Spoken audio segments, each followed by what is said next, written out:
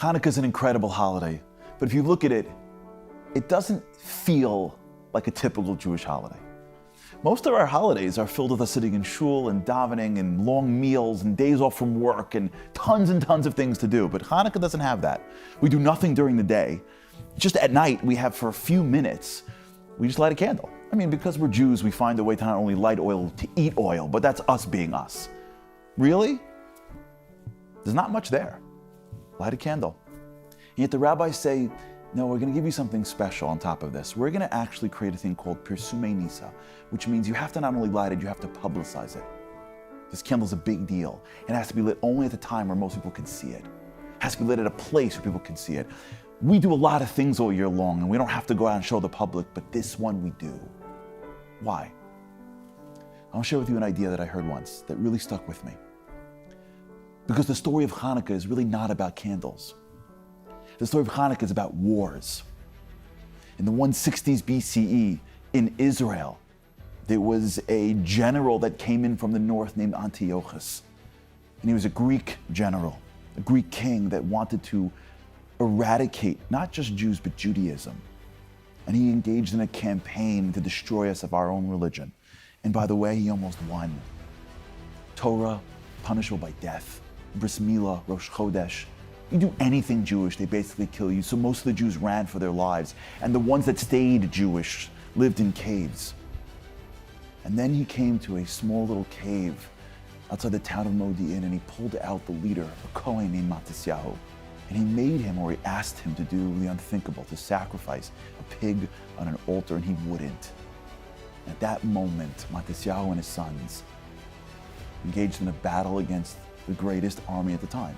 Now think about it. For us, we forget this. This is a bunch of Kohanim. These are priests. They weren't trained in battle, didn't have swords, and they were up against the strongest army of antiquity. And it wasn't one shot. It was 3 years to push back the Greek army to reclaim the Beis Hamikdash and to be able to engage in the service again. That's the miracle. That's the story. That's Hanukkah. We almost died. And all of a sudden, a few Kohanim stepped up and with miracle upon miracle upon miracle, beat the greatest army and got us to Beis Hamikdash. So what in the world do we do in lighting candles? Hanukkah shouldn't be about lighting oil and eating oil. Hanukkah should be about swords. We should be doing push-ups, not eating donuts in the kitchen. Like, what in the world are we doing? The Maccabees, the Hashmonaim, had an incredible concept that is the basis of what we're doing today. The Maccabees, when they first got in, the first thing they did was they dragged out basically a makeshift menorah into the courtyard, which it typically wasn't. And they searched and they searched and they searched and they searched and they searched until they found a little bit of pure oil. And in front of an entire group of Jews that came to watch, they lit that small bit of oil. Why? They didn't have to. There's a concept called Tumah Hutra B'tzibor. They could have done it without it being pure. They could have worked on other sacrifices. They could have put the whole Beis Hamikdash back together.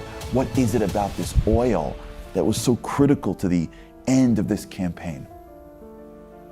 You see, oil and fire is very, very, very valuable to us. Oil represents something that is not in this world. You see, fire is the thing that we have that is the representation of spiritual. You know, when someone passes away, we light a candle. Why? Because it represents their soul. Ki ner Hashem nishmat adam, the candle of God is the soul of man. If you look at even fire and you see it flickering, you almost look at it and go, if it wasn't for a wick, it wouldn't even be in this world. Fire represents the soul. Fire represents spirituality. Fire represents something beyond this world. Hanukkah's got a fake out. If you don't pay attention, it looks like a war. But if you go closer, what you realize, that the rabbis are telling us, don't get fooled by the hands of battle. The hands of battle is being governed by the soul of the Jew. We won the war not because of our hands. We won the war because of our soul, because of spirituality, because of God. Yes, we went through the motions. Yes, we went to battle. Yes, we did the work. But that wasn't the driver of our success. The driver of our success was spirituality. So the rabbis say, listen, don't get distracted. You know what Hanukkah is? Lighting a candle to remember the spiritual component of this war. But I don't want you to light it. I want you to publicize it. I want you to show the world that we don't believe that is with our hands that wins battles. I want you to show the world that we are not the people that believe that our hands and our heads and our work is the source of our success. I want you to show the world that we believe that the core driver of our success, of our survival, of our abilities comes from our connection to the divine. That's what it means to be a light to the nations. And so in the holiday that represents the war, forget the swords, forget the shields, take out a candle, stand by the doorway, and show the world that we can fight battles and don't believe in the battles. We can fight wars and know that it is the soul, it is the God that we have, that we've been given. It is the divine connection that wins for us. That's the miracle of Hanukkah. That's why we're here. In this year, unlike many, we are literally in battle at the time of Hanukkah. What we want to do this year is bring you stories that have to be more. Stories of people that saw a challenge in the midst of battle of war and said, I know it looks like my hands are too weak to win, but it is my soul that determines, and connected to the divine in ways they never connected before. Stories of people that were saved and understood immediately in their gut that they weren't saved because they got lucky, they were saved because they were connected. Stories of people that reached for things like tefillin and Shabbos and tzitzis and candles, and stories of people that separated challah, which is a mitzvah, and all of a sudden their desires were met. Stories of men that stood in front of the world and said Shema Yisrael and were connected to their families. Stories that seem to be on paper to be coincidence, but we both know that what drove their success was not the hands of battle.